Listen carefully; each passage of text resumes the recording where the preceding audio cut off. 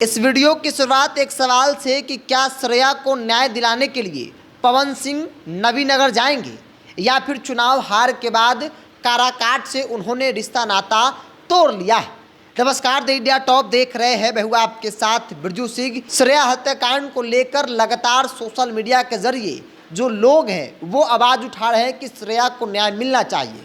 दरअसल 11 तारीख की सुबह श्रेया नाम की 16 वर्षीय लड़की कोचिंग के लिए घर से निकलती है और लापता हो जाती है। परिवार वाले इधर उधर खोजते हैं, कोई पता नहीं चलता, जिसके बाद थाने में मामला दर्ज किया जाता है और 3 दिन बाद श्रेया मृत अवस्था में गांव से ठीक बाहर एक डैम में पड़ी मिलती है।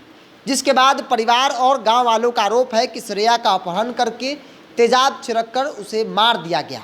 पुलिस प्रशासन की कार्यशैली पर कई बड़े सवाल खड़े किए जा रहे हैं। हालांकि पुलिस ने अब तक 3 लोगों को ज़रूर गिरफ्तार कर लिया है, लेकिन उन 3 लोगों की गिरफ्तारी से जो लोग हैं वो संतुष्ट नहीं हैं। लोगों का मानना है कि पुलिस जो है पूरे मामले की लीपापोती कर रही है और अब लगातार धरातल हो या फिर सोशल मीडिया के जरिए जो लोग हैं वो श्रेया के न्याय के लिए आवाज़ उठा रहे हैं। नेता एक एक करके श्रेया के घर जा रहे हैं और उनके परिवार से मुलाकात कर रहे हैं, आश्वासन दे रहे हैं कि हम आपके साथ हैं। श्रेया को जब तक न्याय नहीं मिलेगा तब तक हम आपके साथ खड़े रहेंगे। मामला काराकाट लोकसभा अंतर्गत नवीनगर विधानसभा के खैरा गांव का है। ये वही काराकाट है जहां पवन सिंह को 52,703 वोट मिले थे।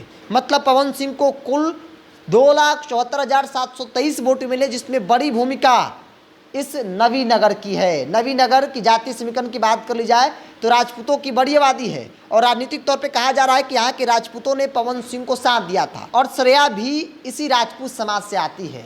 कम से कम जाति के नाते भी पवन सिंह को यहाँ पर पहुँचकर श्रेया के परिवार के साथ खड़ा होना चाहिए था और श्रेया को न्याय मिले इसकी लड़ाई उन्हें लड़नी चाहिए थी। लेकिन पवन सिंह गायब ऐसे हो गए हैं जैसे मानो उस नवीनगर और काराकाट से इनका कोई रिश्ता नाता है ही नहीं।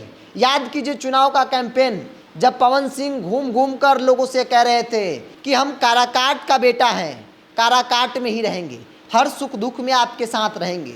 लेकिन आज श्रेया के साथ जो कुछ भी हुआ वो कहीं से क्षम्य नहीं है। परिवार की स्थिति बिल्कुल ही खराब है। बात करने की स्थिति में श्रेया के माँ बाप नहीं हैं। जो नेता जा रहे हैं सांत्वना जरूर दे रहे हैं, उससे उनकी हिम्मत ज़रूर बढ़ रही है। श्रेया के माँ बाप को भी ऐसा लग रहा है कि लोग मेरे साथ खड़ा हो रहे हैं, कम से कम मेरी बेटी को न्याय मिलेगा। जिसने भी ऐसी घिनौनी हरकत की है, इसने गंदी हरकत की है, उसको फांसी मिलनी चाहिए। उसे फैसला ऑन द स्पॉट प्रशासन सुनाए। लेकिन अब तक पवन सिंह जो चुनाव के वक्त में खूब माहौल बना रहे थे वो दूर दूर तक नज़र नहीं आ रहे हैं। पवन सिंह ने औपचारिकता के लिए फेसबुक पर एक पोस्ट जरूर कर दिया था और यह दिखा दिया था कि श्रेया को न्याय मिलनी चाहिए, मैं श्रेया के साथ खड़ा हूँ। लेकिन चुनाव हारने के बाद पवन सिंह पूरी तरीके से गायब हैं और लोग यह कह रहे हैं कि यहाँ के लोगों ने पवन सिंह को वोट किया था, तो ऐसे में उम्मीद भी पवन सिंह से ही है। पवन सिंह को कम से कम आना चाहिए नवीनगर और परिवार से मिलकर आश्वासन देना चाहिए, उनके साथ खड़ा होने की बात करनी चाहिए, ताकि जिला प्रशासन और लोगों को लगे कि श्रेया का परिवार कमज़ोर नहीं है। अगर कुछ भी इधर उधर हुआ तो फिर प्रशासन पर भारी पड़ सकती है, प्रशासन पर एक दबाव बनेगा। लेकिन दूर दूर तक पवन सिंह नज़र नहीं आ रहे हैं। आमतौर पर नेताओं का चरित्र भी यही होता है।